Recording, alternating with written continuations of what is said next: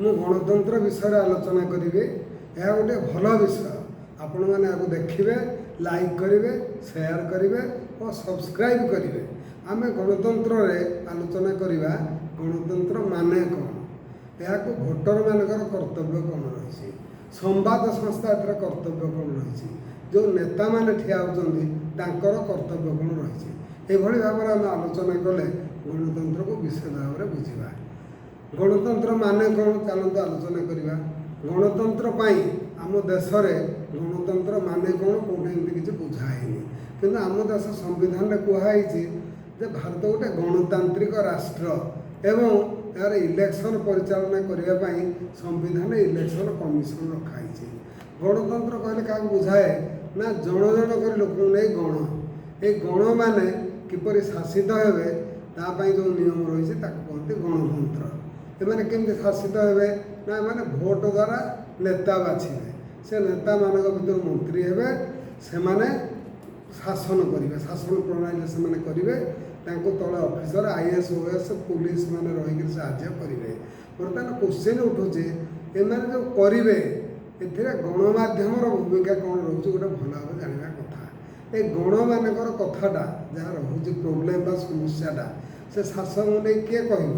ଶାସକମାନେ ତ ଦେଖିପାରିବେନି, ମନ୍ତ୍ରୀମାନଙ୍କୁ ସବୁବେଳେ ତାଙ୍କୁ ଭେଟିକିରି କହିପାରିବେନି। ତେଣୁ ଏମାନଙ୍କର କଥାଟା ଗଣମାଧ୍ୟମ ସମ୍ବାଦ ସଂସ୍ଥାମାନେ ନେଇକରି ସରକାରୀ ଆଗରେ ଥୋଇବେ। ତ ସରକାରୀ ସେଠୁ ଜାଣିବ ଯେ ଲୋକମାନଙ୍କର ଏଇଟା ବର୍ତ୍ତମାନ ଆବଶ୍ୟକତା ରହିଛି। ତେଣୁ ଗଣମାଧ୍ୟମ ଗଣତନ୍ତ୍ର ଗୋଟେ ପ୍ରମୁଖ ଭୂମିକା ଗ୍ରହଣ କରେ। ବର୍ତ୍ତମାନ ଦେଖାଯାଉଛି ଯେ ଗଣମାଧ୍ୟମ ଗୁଡ଼ିକ ସେମାନେ ମନ୍ତ୍ରୀମାନଙ୍କ ଦ୍ୱାରା ଖର୍ଦ୍ଦି ହେଇଯାଇଛନ୍ତି, ସେମାନେ ଏସବୁ କାମ କିଛି କରୁନାହାନ୍ତି। ପୁନଶ୍ଚ ଗଣମାଧ୍ୟମକୁ ଡାକି ମନ୍ତ୍ରୀମାନେ ତାଙ୍କର କ'ଣ ସାମ୍ବାଦିକ ସମ୍ମିଳନୀ କରନ୍ତି। ବର୍ତ୍ତମାନ ଗତ 20 ବର୍ଷ ହେଲା ରାଜ୍ୟରେ କିମ୍ବା ଦେଶରେ ଆଉ ସାମ୍ବାଦିକ ସମ୍ମିଳନୀ ହେଉନି। ନରେନ୍ଦ୍ର ମୋଦି ଗୋଟେ ମନ୍ କି ବାତ୍ କରୁଛନ୍ତି, ଏଇଟା ଗୋଟେ ବାଜେ କଥା। ମନ୍ କି ବାତ୍ କ'ଣ?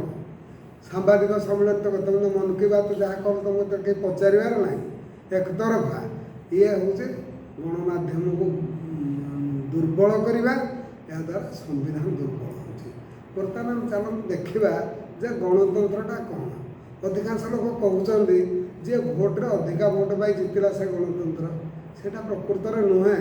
ଗଣତନ୍ତ୍ର ପାଇଁ ବିଭିନ୍ନ ରାଜନୀତି ବିଜ୍ଞାନରେ ଗଣତନ୍ତ୍ର କ'ଣ ଏଠି ବୁଝାଇଛି। ସେଥିରେ କୁହାଯାଇଛି ଆବ୍ରାହମ ଲିଙ୍କନ କହିଛନ୍ତି ଏହା of the people Bai the people for the people. ଏହା ଲୋକମାନଙ୍କର, ଲୋକମାନଙ୍କ ପାଇଁ ଓ ଲୋକମାନଙ୍କ ଦ୍ୱାରା। ଏହା ଯେହେତୁ ଭଲ ହେଉନାହିଁ, ଅନେକ ଜାଗାରେ ଠକାମି ଘଟୁଛି, ସେଥିପାଇଁ କ୍ରିଟିସାଇଜ୍ ଲୋକ କହିଲେ of the cattle Bai the cattle for the cattle. ଏଇଟା କ୍ୟାଟେଲ୍ ମାନେ ଗାଈ ଗୋରୁ ନୁହେଁ, ଏଇଟା ମୂର୍ଖ ହିସାବରେ ବୁଝାଇଛି। ଆଉ କେତେ ଲୋକ ମଧ୍ୟ କହିଲେ democracy is of the sheep by the sheep for the sheep. Sheep ମାନେ ମେଣ୍ଢା, ମେଣ୍ଢାମାନଙ୍କର, ମେଣ୍ଢାମାନଙ୍କ ପାଇଁ ଓ ମେଣ୍ଢାମାନଙ୍କ ଦ୍ୱାରା। ଏଇଭଳି ଭାବରେ ଗଣତନ୍ତ୍ର ହେଉଛି। ଆମ ଦେଶରେ ଯେଉଁ ଭୋଟରମାନେ ରହିଛନ୍ତି ଏମାନେ ଗରିବ, ଅଶିକ୍ଷିତ, ଅଭାବୀ। ତେଣୁ ଏମାନେ 2 ପଇସା ପାଇକରି ଲୋକଟାକୁ ଭୋଟ ଦେଇ ଦେଉଛନ୍ତି ଏବଂ ସେ ଲୋକଟା ଜିତିକିରି ହେଇଯାଉଛି। ହେଇଗଲେ ଅନେକ ଲୋକ କହିଲେ ଯେଉଁମାନେ ବତିପାଲା ଦଳକଳା ଲୋକ, ଯେଉଁମାନେ କୌଣସି ପାର୍ଟିକୁ ଭଲ ପାଉଛି ସେ କହୁଛି ସେ ତ ଭୋଟ ପାଇକରି ଆସୁଛି, ଆଉ ଭୁଲ କୁଆଡ଼େ ହେଲା। କାରଣ ଏ ଲୋକ ଗଣତନ୍ତ୍ର କିଛି ଜାଣେନି। ଆଚ୍ଛା ଗଣତନ୍ତ୍ର କ'ଣ? ଭୋଟ ପାଇଗଲେ ଗଣତନ୍ତ୍ର ତ ହେଇଯିବ? ତା ନୁହେଁ। ଗଣତନ୍ତ୍ର ମୂଳ କାମ ହେଲା ଚେର ବଦଳି କରିବା। ଆମେ ଚାଲନ୍ତୁ ଦେଖିବା ଆମ ଦେଶର ଗଣତନ୍ତ୍ର ନିୟମ କ'ଣ ରହିଛି। ଆମ ଦେଶରେ ଗଣତନ୍ତ୍ର ପରିଚାଳନା ପାଇଁ ଗୋଟେ ଲୋକ ପ୍ରତିନିଧି ଆଇନ ରହିଛି। ସେଇ ଆଇନ ଅନୁଯାୟୀ ଭୋଟ ହେବ। ସେଥିରେ ଲୋକମାନେ 40 ଲକ୍ଷ ଭିତରେ ଖର୍ଚ୍ଚ କରିବେ, ମିଛ କହିବେ ନାହିଁ, ଦାଗି ଗୁଣ୍ଡା ଆଦି ହେବେ ନାହିଁ। ବର୍ତ୍ତମାନ ଦେଖାଯାଉଛି ଏବେ ବାହାରୁଛି ଯେ ଏଇଥର ସଂସଦରେ 86 ଜଣ ଦାଗି ନିଯୁକ୍ତି ପାଇଛନ୍ତି। ଓଡ଼ିଶା ବିଧାନସଭାରେ 46 ଜଣ ଦାଗି ମାନେ ସଜା ପାଇଥିବା ଲୋକ, ସେମାନେ ଲୋକ ପ୍ରତିନିଧି ହେଇଛନ୍ତି। ଟାଇମ୍ ଆସିବ ଯେ ସବୁ ଦାଗି ବି ଏଠି ହେଇଯାଇଥିବେ ଲୋକ ପ୍ରତିନିଧି, ତାହେଲେ ଦାଗିମାନଙ୍କ ଦ୍ୱାରା ଆଇନ ପ୍ରଣୟନ ହେବ। ପୁଣି ଦେଖାଯାଉଛି ଯେ ସେଠି କିଛି ମହିଳା ଆସନ୍ତି ସେମାନେ ନାଚ ଗୀତ କରୁଛନ୍ତି। ମୋର କହିବା କଥା ସଂସଦ ଆସେମ୍ବଲି ସେଟା କ'ଣ ନାଚ ଗୀତ ଆଡ଼ାସ୍ଥଳ ଅଛି? ସେଠି ବଏଲ୍ ଡ୍ୟାନ୍ସ ଦରକାର ପଡ଼ୁଛି? କାହାକୁ ନେବ ପ୍ରତିନିଧି, କାହାକୁ କରିବ? ଯିଏ କିଛି ଜାଣେ, ଯାହାର ଦେଶ ବିଷୟରେ ଆଇଡ଼ିଆ ଅଛି, ଯିଏ ସମ୍ବିଧାନ କ'ଣ ବୁଝେ, ଯେ ଆଇନ କହିଲେ କ'ଣ ବୁଝେ, ତାକୁ ହିଁ ନେବା ଦରକାର। ସେ ନାଚ ଗୀତ କରୁଛି, ଖେଳୁଛି, ଡେଉଁଛି, ଉଦଉଛି এইଗୁଡ଼ାକ ଗୋଟେ ଦେଖେଇକିରି ଲୋକଙ୍କୁ ଭ୍ରଷ୍ଟ କରିକିରି ନେବାଟା ଏଇଟା ଗଣତନ୍ତ୍ର ନୁହେଁ। ଗଣତନ୍ତ୍ରରେ ସେ କହିଛି ନେତାମାନେ କ'ଣ କରିବେ, ନେତାମାନେ ଭୋଟ ନେଲା ବେଳେ ସତ କଥା କହିବେ, କିନ୍ତୁ ଏମାନେ ତ ସବୁବେଳେ ମିଛ କଥା କହୁଛନ୍ତି। ବର୍ତ୍ତମାନ ପ୍ରଚାର ଚାଲିଛି ଅମୁକ ଦେଉଛି ସମୁକ ଦେଉଛି, ଅମୁକ ଦେଉଛି ସମୁକ ଦେଉଛି ଯଦି, ତାହେଲେ ଏ କଥାଟାକୁ IPCରେ ଦଣ୍ଡ ବିଧାନ କାହିଁ କରିଛି? 171G ଦଫାରେ ଅମୁକ ଦେଉଛି ସମୁକ ନାଁ ଧରିକିରି କହିଲେ, ସରକାରୀ ଟଙ୍କାକୁ ଦେଇକିରି ଅମୁକ ଦେଉଛି ସମୁକ ଦେଉଛି କହିଲେ ଏହା ଦଣ୍ଡ ହେବ। ଏ ବିଷୟରେ ଆମେ ଇଲେକ୍ସନ୍ କମିଶନକୁ ଲେଖିଲୁ, ସେ ଚୁପ୍, ପୁରା ଚୁପ୍। ଆଇନଟା ତାଙ୍କୁ ଦେଖାଯାଉନି। ଏମାନେ ଯେଉଁମାନେ ନେତା ହେଉଛନ୍ତି ଏମାନେ ଆଇନ ଭାଙ୍ଗିକିରି ହେଉଛନ୍ତି। ତ ଯିଏ ଆଇନ ଭାଙ୍ଗିକିରି ଗୋଟେ ଭୋଟ ପାଇଗଲା ସେ କ'ଣ ଗଣତନ୍ତ୍ରର ପ୍ରକୃତ ନେତା ହେଲା କି? ଭୋଟ ପାଇବା ଗଣତନ୍ତ୍ରର ମାପକାଠି ନୁହେଁ। ଗଣତନ୍ତ୍ରର ମାପକାଠି ହେଉଛି ସଚୋଟ ଲୋକ, ଭଲ ଲୋକ ଆସିବେ, ଏବଂ ଆଉ ଗୋଟିଏ ମାପକାଠି ହେଉଛି ତାକୁ ବଦଳେଇବା। ଚେର ବଦଳି ହେଉଛି ଗଣତନ୍ତ୍ରର ଗୋଟେ ମୁଖ୍ୟ କାମ। ଗଣତନ୍ତ୍ରକୁ 10-15 ବର୍ଷ ଭିତରେ ନେତାମାନଙ୍କୁ ବଦଳେଇବ, ତାହେଲେ ସେମାନେ ଖରାପ ହେବେନି। କିନ୍ତୁ ଆମ ଦେଶ ଲୋକ କହୁଛନ୍ତି ଯେ ସେ ମରିବା ଯାକେ ନେତା ହେଇକି ଥାଉ। ଆରେ ଇଏ କି କଥା, ମରିବା ଯାଏ କାହିଁକି ରହିବ? ଏଇଟା କ'ଣ ରାଜତନ୍ତ୍ର ନା ବ୍ୟକ୍ତିତନ୍ତ୍ର ଚାଲିଛି କି? କିନ୍ତୁ ଏଠି ଲୋକ ଗଣତନ୍ତ୍ର କିଛି ବୁଝୁନାହାନ୍ତି। ଗୋଟେ ଲୋକ ଏବେ ଦେଖ, ମାନେ ଆମର ଓଡ଼ିଶାରେ BJD ହାରିଯାଇଛି। ଗୋଟେ ଲୋକ ଏମିତି ବିକଳ ହେଇଯାଉଛନ୍ତି ଯେ ଯେମିତି ପୃଥିବୀଟା ରସାତଳକୁ ପଳେଇଗଲା। ଯେଉଁମାନେ BJD ପାର୍ଟିକି ଭଲ ପାଉଛନ୍ତି ସେମାନେ ଏଇଭଳି ଭାବରେ କହିକିରି ଅନେକ ମୁଣ୍ଡ ପିଟି ଦେଉଛନ୍ତି, ବାର କଥା କହୁଛନ୍ତି। ସେମିତି ଏଠି ଯେଉଁ BJD ହାରିଗଲା ବା କେନ୍ଦ୍ରରେ BJP ଟିକେ କମ୍ ସଂଖ୍ୟକ ଆସିଲା, ତାର ଗଠବନ୍ଧନ ସିନା ଆସିଛି, BJP କମିଛି। ଆଗରୁ BJP ନେତାମାନେ ଯେଉଁ 56 ଇଞ୍ଚିଆ ଛାତି ବୋଲି କହୁଥିଲେ, ଆଉ ତ କାହିଁ କହୁନାହାନ୍ତି। ଏବେ ସବୁ ଚୁପ୍ ହେଇଯାଇଛନ୍ତି। ଗୋଟେ ପ୍ରକାର ହସଟା ଗୋଟେ ଖୁବ୍ ମାନେ ଗୋଟେ ଫାଲତୁ ଟାଇପ୍ର ହସ, ଆଉ ଖେଁ ଖେଁ ହସ ବାହାରୁନି। 56 ଇଞ୍ଚ କଥା ଆଉ ବାହାରୁନି। ଇଏ ହେଲା ଲୋକଙ୍କୁ ଭୂତେଇକି ନେବ। ତେଣୁ ଏଠି ଗଣତନ୍ତ୍ର ଚାଲିନି, ଏଠି ଭାଣତନ୍ତ୍ର, ଜନତନ୍ତ୍ର, ଧନତନ୍ତ୍ର, ଯାହା କହିବ ଫାଲତୁ ତନ୍ତ୍ର ଏଠି ଚାଲିଛି। ଗଣତନ୍ତ୍ର ନାଁରେ ଜନତନ୍ତ୍ର ଚାଲିଛି। ଯେଉଁ BJD ହାରିଗଲା, କିଏ କ'ଣ କହିବ ମୁଁ କହିପାରୁନି। ଏଥିରେ ଅନେକ ଲୋକ ଖୁସି ଅଛନ୍ତି। ଆମ ପଚାର ତୁମେ କାହିଁ ଖୁସି ହେଉଛ? ସେ କହିଲେ ଏଥିପାଇଁ ଆମେ ଖୁସି ହେଉଛୁ ଯେ ଲୋକ ବଦଳେଇଲେ। ଗୋଟେ ବଦଳେଇବା ଲୋକ ବୁଝିପାରିଲେ ଏଇଟା ଗଣତନ୍ତ୍ର ପାଇଁ ଶୁଭ ସୂଚନା। ଆମେ ପଚାରିଲୁ ତାହେଲେ BJP ଜିତିଲା, ତୁମେ ଖୁସି କି କର? ନାଇଁ ନାଇଁ, ତା ବି ଆମେ ଖୁସି ନୁହଁ। BJP କ'ଣ କରୁଛି ବର୍ଷେ 2 ବର୍ଷ ଦେଖିକିରି କହିଲା। ଯେହେତୁ ଆମ ହାତରେ ଅଲ୍ଟରନେଟିଭ୍ ନଥିଲା, ତେଣୁ ଆମେ BJPକି ଦେଲୁ। ଆମେ କହିବୁ ତୁମେ କଂଗ୍ରେସକୁ କାହିଁ ଦେଲନି? ନା, କଂଗ୍ରେସକୁ ଏମାନେ ଏତେ ବଦନାମ କରିଦେଇଛନ୍ତି ଯେ ଲୋକ କଂଗ୍ରେସ ମୁହାଁ ଆଉ ହେଉନାହାନ୍ତି ଓଡ଼ିଶାରେ। କିନ୍ତୁ କଂଗ୍ରେସକୁ ଦେଇଥିଲେ ଭଲ ହେଇଥାନ୍ତା ବୋଲି ବର୍ତ୍ତମାନ କିଛି ଲୋକ ମତବ୍ୟକ୍ତ କରୁଛନ୍ତି। ସେଥିରୁ ଲାଭ କିଛି ମିଳିବନି। ନବୀନ ବା BJD ହାରିଯିବାରୁ ଗଣତନ୍ତ୍ରରେ ଚେର ବଦଳି ଦରକାର, ଏଇଟା ଲୋକ ଅନୁଭବ କଲେ ବୋଲି ପ୍ରମାଣିତ ହେଲା। ଏମାନେ କ'ଣ ଲୋକଙ୍କୁ କମ୍ ସୁବିଧା ଦେଇଛନ୍ତି? ଟଙ୍କା ପଇସା ବାର କଥା। ଲୋକମାନେ ଦେଖିଲେ ନା, ଟଙ୍କା ପଇସା ଦେଲେ ଲୋକମାନେ ସାଟିସ୍ଫାଏଡ଼ ନୁହନ୍ତି। କାହିଁକି ନା, ଲୋକମାନେ ଯେଉଁ ବାହାରେ ଯାଇକିରି ଖଟୁଛନ୍ତି, ଯେଉଁଟା ଦାଦନ ବୋଲି କୁହାହେଉଛି, ଆଗରୁ ଟଙ୍କା ନେଇକିରି ଗୋଟେ ବନ୍ଧୁକି ଭଳିଆ ଖଟୁଛନ୍ତି, ସେ ଶ୍ରମିକ ସଂଖ୍ୟା କମିଲାନି, ଏଠି ନିଯୁକ୍ତି ବଢ଼ିଲାନି, ଏଠି ଶିକ୍ଷାଳୟ ସବୁ ଖରାପ ହେଇଯାଇଛି। ଆଉ କେଉଁ ବିଜୁ ସ୍ୱାସ୍ଥ୍ୟ ଯୋଜନାରେ କାର୍ଡ଼ଟେ ଦିଆହେଇଛି, କିଛି ଲୋକ ଜ୍ଞାନ ରହୁଛନ୍ତି। ବିଜୁ ସ୍ୱାସ୍ଥ୍ୟ ଯୋଜନାରେ ସବୁ ଲୋକ ତ ଜ୍ଞାନ ରହୁନାହାନ୍ତି। ତ ଏଠି ଭାରତ ସରକାର ସ୍ୱାସ୍ଥ୍ୟ ଯୋଜନା ବି ଆସିପାରେ। ଯେଉଁ ଲୋକ ପାଇଯାଇଛି ସେ ଗୋଟେ ଆଉ ଅନ୍ଧ ଭଳିଆ ଘରେ ମୁଁ ଏମିତି ପାଇଗଲି ସେମିତି ପାଇଗଲି ଗୋଟେ ହେଉଛି ନାହିଁ। ତା ଦେଖିବାକୁ ପଡ଼ିବ ଯେ ଦେଶ ଶାସନ ପାଇଁ ଯେଉଁ ଶାସକମାନେ ରହିଲେ ସେମାନେ ଭଲ କରୁଛନ୍ତି କି ନାହିଁ। ସେମାନେ କାହିଁକି ଚିରଦିନ ମଲା ଯାକେ କାହିଁକି ଜାବୁଡ଼ି ଧରିଥିବେ? ସେ ଆଗ ବୁଝାନ୍ତୁ ଏଇଟା କି ପ୍ରକାର ଗଣତନ୍ତ୍ର। ତାଙ୍କ ଦଳ ଯଦି ରଖିବେ, ଦଳରୁ ବାଛିକିରି ଅଲଗା ଲୋକକୁ ନେତା କରୁନାହାନ୍ତି। ଦଳରୁ ଯେଉଁମାନେ ଥରକୁ ଥର MP ହେଉଛି ତାଙ୍କୁ କାଢ଼ୁନାହାନ୍ତି। କିଏ ମନା କରୁଛି? କୁହ, ତୁମେ ନେତା ବଦଳାଇବନି। ସେଇ ଜଣେ ଲୋକ ରଜା ଭଳିଆଟେ ରହିଥିବ, ଯୁଆଡ଼େ ଗଲେ ବାଁ ହାତଟା ହଲଉଥିବ, କିଛି କହିବନି। ଏବେ କହୁଛ, ଏବେ ମୁହଁ ଖୋଲୁଛ। ଆଚ୍ଛା, ଆଗରୁ ମୁହଁ କେମିତି ଖୋଲୁନଥିଲା କାହିଁକି? ଏବେ ଚାଲିକିରି ଯାଉଛ, ସବୁ କାଣ୍ଡ କରୁଛ। ଏଇ ଯେଉଁ କୋଶ୍ଚିନ୍ଟା ଉଠୁଛି, ଏଇଟା ଲୋକଙ୍କୁ ଭୂତେଇବା ଗୋଟେ ଜିନିଷ ଚାଲିଥିଲା। ତ ଲୋକ ଯାହା ହଉ କୌଣସି ପ୍ରକାର ବୁଝିପାରିଲେ। ଆମେ ଆଶା କରୁଛୁ ଯେ ଭବିଷ୍ୟତରେ ଲୋକମାନେ କୌଣସି ପାଇଁ କାହା ପାଇଁ ଏଭଳି ଭୂତାମିର ଶିକାର ନୁହନ୍ତୁ। ଯେଉଁ ବିଜେପି ଦଳ ନେଇଛି ତାକୁ ବି ଠିକ୍ ୱାଚ୍ କରନ୍ତୁ। ସେମାନେ ଯଦି 5 ବର୍ଷ ଭିତରେ ଭଲ ନ କରି ବଦମାସି କରିବେ ତାଙ୍କୁ ବରଖାସ୍ତ କରନ୍ତୁ। ପୁଣି କଂଗ୍ରେସକୁ ଦେଇକି ଦେଖନ୍ତୁ କ'ଣ ହେଉଛି। ଯଦି କଂଗ୍ରେସକୁ ନ ଦେବେ ସେତେବେଳେ ଯେଉଁ ନୂଆ ଦଳମାନେ ସୃଷ୍ଟି ହେଇଥିବେ ତାକୁ ଦେବେ। ଏଇ ଦଳଟାକୁ ଚେରବଦଳି କରି ଫିଙ୍ଗ ଏମାନଙ୍କୁ ଫିଙ୍ଗିଲେ ଏମାନେ ଯାଇକରି ବୁଝିବେ ଏବଂ ଭଲ ଶାସନ କରିବେ। ଏମାନେ ବଦଳି କଲେ ସାବଧାନ ହେବେ। ଏମାନେ ବଦଳି ନ କରିବାରୁ ତାଙ୍କ ମନ ବଢ଼ିଯାଉଛି। ଲୋକମାନଙ୍କୁ ଭୂତେଇକରି ବାରକୁଦା ଆମେ ଦେଉଛୁ, ତୁମେ କ'ଣ ଦେଉଛ?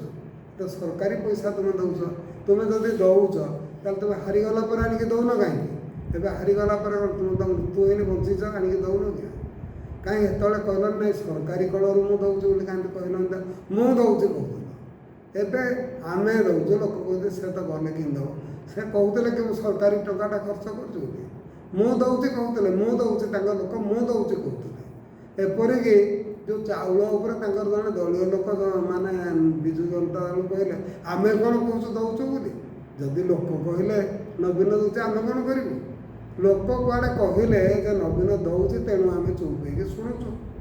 ଇଏ କି ପ୍ରକାର କଥା? ଇଏ ହେଉଛି ଲୋକଙ୍କ ସହିତ ଏତିକି ମିଥ୍ୟା କହିକିରି ଯେଉଁ ଲୋକ ଆସୁଛି, ମିଥ୍ୟାବାଦୀ ଗୋଟେ ସାଂଘାତିକ ପ୍ରାଣୀ। ସିଏ କୁମ୍ଭୀରଠୁ ହିଂସ୍ର, ବାଘଠୁ ହିଂସ୍ର, ସବୁଠୁ ହିଂସ୍ରତମ ପ୍ରାଣୀ ବୋଲି ବିଲାତ ପାର୍ଲାମେଣ୍ଟ କହିଛି। ସେମାନେ ନିଜର ସ୍ୱାର୍ଥ ପାଇଁ ଯାହା ମନ ତାହା କରିପାରିବେ। ସେମାନେ ବୃଦ୍ଧ ବାଘ୍ର କଙ୍କଣ ଧରିକି ଯେମିତି ଡାକୁଥିଲା ଆସ ଆସ ମୋ ଦାନ୍ତ ଭାଙ୍ଗି ଯାଇଛି ମୁଁ କିଛି କରିବି ନାହିଁ, ତୁମକୁ ଦାନ କରିକିରି ମୁଁ ପୁଣ୍ୟ ଅର୍ଜନ କରୁଛି, ଗଲାଠୁ ସେ ଲୋକକୁ ଧରି ଖାଉଥିଲା। ଏଇ ଲୋକଗୁଡ଼ିକ ସେଇ ଶ୍ରେଣୀର। ସବୁବେଳେ ଗାଦି ମାଡ଼ି ବସିବା ପାଇଁ ହଜାରେ ଆଇନ କରି ହଜାରେ କଥା କରିକିରି କହୁଛନ୍ତି। ଅନେକ ଲୋକ ଅନେକ କଥା କହୁଛନ୍ତି। କେହି ମୁହ୍ୟମାନ ହେଇଯାଉଛି, କିଏ ମ୍ରିୟମାନ ହେଇଯାଉଛି। କାହିଁକି? ଗଣତନ୍ତ୍ରରେ ଯିଏ ମ୍ରିୟମାନ ହେଉଛି ସେ ନିଜେ ଠିଆ ହେଉନି। ଯେଉଁ ଲୋକଟା ମ୍ରିୟମାନ ହେଉଛି ସେ କାହିଁ ଠିଆ ହେଉନି? ଏଠି ଗୋଟେ ଜିନିଷ ହେଉଛି ବସସ୍ଥଳବାଦଟା, କୁକୁରିଆ ଗୋଡ଼ାଣିଆଟା ଏଭଳି ଭାବରେ ହେଇଯାଇଛି ଯେ ଲୋକ ନିଜେ ସ୍ୱାଧୀନ ରହିବାଟା ଭଲ ବୋଲି ଭାବିପାରୁନି। ନିଜେ ଅନ୍ୟର ବଚସ୍କର ହେବା ପାଇଁ ଶ୍ରେୟ ମନେ କରୁଛି। ନେତାର ମନରେ ବଚସ୍କର, ତା'ର ବତିପେଲା, ତା'ର ଗୋଡ଼ାଣିଆ, ତା'ର ପାଦଚଟା ଏହା କହିକି ଲୋକଗୁଡ଼ା ଗ୍ଲାଡ଼ ହେଉଛନ୍ତି। ଲୋକଗୁଡ଼ା ନିଜେ ଆସିକି ଠିଆ ହେବାକୁ ଅକ୍ଷମ। କାହିଁକି ଠିଆ ହେଉନ? ତୁମେ ନିଜେ ଠିଆ ହେଉନ କାହିଁକି? ତୁମ ଗାଁରେ ତୁମ ଏରିଆରେ କେହି ନାହାନ୍ତି? ଏଇ ଜଣେ ଲୋକ ଏଇଠୁ ଯିଏ ଆସିକି ଠିଆ ହେଲା ସେଇ ଅଛି। ଏଇଭଳିଆ କଥା। ଏଠୁ ସେମାନେ ରାଜ୍ୟସଭା ପାଇଁ ବାହାର ରାଜ୍ୟ ଲୋକଙ୍କୁ ପଠାଇବେ, ତାହା ତୁମେ ସହୁଛ ଚୁପ୍ ହେଇକି ପାଟି ଫିଟଉନ। ଆମ ରାଜ୍ୟର ଲୋକ ନାହାନ୍ତି। ଏଇସବୁ ଧନ୍ଦା ହେଇକିରି ଗଣତନ୍ତ୍ର ଭାରତରେ ଏବଂ ଓଡ଼ିଶାରେ ବିପନ୍ନ ହେଇକିରି ନଷ୍ଟ ହେଇଛି। ଏଠି ପ୍ରକୃତରେ କହିବାକୁ ଗଲେ ଏଠି ଗଣତନ୍ତ୍ର କାମ କରୁନାହିଁ। ଏଠି ଭୋଟରମାନେ ମଧ୍ୟ ଠିକ୍ ନାହାନ୍ତି। ଏଠି ଗଣମାଧ୍ୟମ ଠିକ୍ ନାହିଁ। ଏଠି ନେତାମାନେ ଠିକ୍ ନାହାନ୍ତି। ଏଠି କେହି ଠିକ୍ ନାହାନ୍ତି। ଏଠି ଦୁଃଖର କଥା ଯେ କୌଣସି ପ୍ରକାର ଏଟାକୁ ଭଗବାନ ହିଁ ଚଳେଇଛନ୍ତି କହିଲେ ଚାଲିବ। ଦେଶ ଏଭଳି ଅବସ୍ଥାରେ ଚାଲିଛି। ଦେଶ ଋଣ ଭାରରେ ବୁଡ଼ି ସାରିଲାଣି। ଯେତେ ଲୋକ କେହି ବୁଝୁନାହାନ୍ତି। ଯେତେବେଳେ ଋଣ କରି କରି ଆଉ ଋଣ ମିଳିବ ନାହିଁ ସେତେବେଳେ ଶ୍ରୀଲଙ୍କା ଆଉ ପାକିସ୍ତାନ ପରିସ୍ଥିତି ହେବ। ସେତେବେଳକୁ ଆଉ କିଛି କରିବା ପାଇଁ ନଥିବ। ତେଣୁ ମାଗଣା ଦେବା ଅପେକ୍ଷା କର୍ମ ଯୋଜନା ଦିଅ। ସେ ଲୋକ ତ କାମ ପାଇଲା କାମ କରିବ ଆଉ ସେ ତାର କିଣିକିରି ଖାଇବ। ତୁମର ମାଗଣା ଦେବା ଦରକାର। ଯେଉଁ ଲୋକଟା କାମ ପାଉନି ତାକୁ ଦେଲେ ଦିଅ। ତୁମେ କର୍ମ ଯୋଜନା କର। ତୁମେ ଲୋକଗୁଡ଼ାକ ଚାକିରି ବଢ଼ଉଛ। ଯେଉଁ ଲୋକଟା ରିଟାୟାର୍ଡ଼ କରିଗଲେ ସେଇଟାକୁ ଆଣିକିରି ବଢ଼େଇକି 70 ବର୍ଷ ଯାକେ ରଖୁଛ। ଇଆଡ଼େ ଯୁବକ ଟୁକା ଚାକିରି ପାଉନାହିଁ। ଇଆଡ଼େ ସ୍କୁଲ କଲେଜକୁ ଏଭଳି ନଷ୍ଟ କରିଦେଇଛ ଯେ ସେମାନେ କଲେଜ ଲେଭେଲ୍ ଆସି ପହଞ୍ଚିଲେଣି। ତାଙ୍କୁ ଦସ୍ତଖତ ଜଣା ନାହିଁ, ବର୍ଣ୍ଣବୋଧ ଜଣା ନାହିଁ, କିଛି ଜଣା ନାହିଁ। ତ ସ୍କୁଲରେ ରଙ୍ଗ ମାରିଦେଇ କହିଲେ ହେବ। ସେଠୁ ଆମର ପାଣ୍ଡିଆ ମହାଶୟ ଯାଇକି ଦେଖେଇଲେ ଯେ କଲେଜ ମାନକେ ସବୁ ନୃତ୍ୟ ଗୀତ ଶିଖେଇଲେ। ସେ ହେଉଛନ୍ତି ଦାକ୍ଷିଣାତ୍ୟ ଅଞ୍ଚଳ ଲୋକ, ଗୋଟେ ନୃତ୍ୟ ଗୀତ ପ୍ରିୟ। ତେଣୁ ସେ ନୃତ୍ୟ ଗୀତ ଲୋକଙ୍କୁ ଶିଖେଇଲେ। ସେଥିରେ ଦେଖାଗଲା ଯୁବତୀ ଝିଅମାନଙ୍କୁ ଯୁବକ ଲେକ୍ଚରର ମାନେ ଧରିକିରି ପ୍ରେମ ଭଙ୍ଗୀରେ ଓ କି ଉନ୍ମାଦନା ଡ୍ୟାସ୍ ଉପରେ କରୁଥାନ୍ତି ନୃତ୍ୟ। ଏଇଟା ଯେଉଁ କଲେ ଏଥିରେ ମାଆ ମାନେ ଦୁଃଖିତ ହେଲେ, ବ୍ୟଥିତ ହେଲେ। ଅନେକ ମାଆ ମାନେ କହିଛନ୍ତି ଯେ ଝିଅ ରାତିରେ ନ ଫେରିବା ଯାକେ ନିଦ ନାହିଁ କୁଆଡ଼େ ଗଲା। ଆଉ ସେଇ ଝିଅମାନେ ଯେଉଁମାନେ ୟଙ୍ଗ ଏଜ୍ରେ ତାଙ୍କୁ କୁତୁ କୁତୁ ହେଇକିରି ଗୁଡ଼ା ଭଲ ଲାଗୁଛି। ସେ ଜାଣିପାରୁନାହାନ୍ତି ତାଙ୍କର ଏଥିରେ ନଷ୍ଟ ହେଉଛି, ପାଠ ନଷ୍ଟ, ସବୁ ନଷ୍ଟ।